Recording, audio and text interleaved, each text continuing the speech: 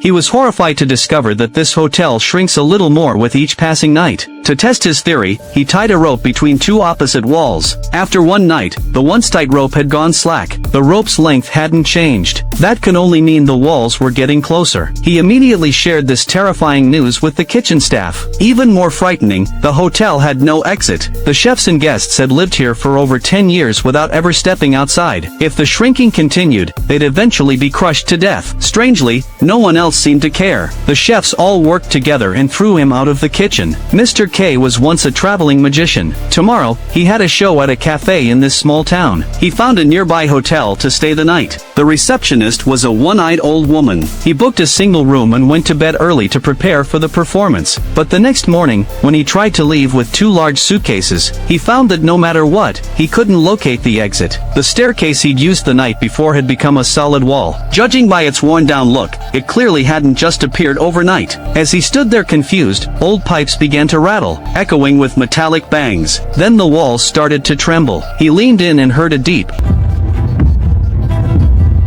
pounding sound, like a heartbeat. The hallway lights flickered. Small doors opened at the base of the wall. Without warning, a band marched out, playing music as they approached Mr. K. Utterly confused, he stepped aside with his luggage to give them room. But just around the next corner, he collided with a waiter carrying a tray. The waiter handed the tray to Mr. K, and was immediately scolded by a supervisor behind him. Suddenly, Mr. K found himself assigned to the hotel kitchen. He followed the supervisor into the kitchen. The place was bustling with chefs, but what stood out most were the ingredients. Every single dish seemed to be made with eggs. Chicken eggs, duck eggs, goose eggs, quail eggs, every type imaginable. They were delivered endlessly from a conveyor system. Mr. K stood there, stunned, as the supervisor forced an apron onto him. His shift began. Nearby stood the head chef, staring sternly. But instead of taking it seriously, Mr. K performed a magic trick right in front of him. The head chef simply glanced over, then walked away. The chefs lived in shared dorms. The conditions weren't great, but they tried to have fun after work. Mr. K went to the bathroom. While inside, someone tried to open the door from outside. Luckily, he had locked it out of habit.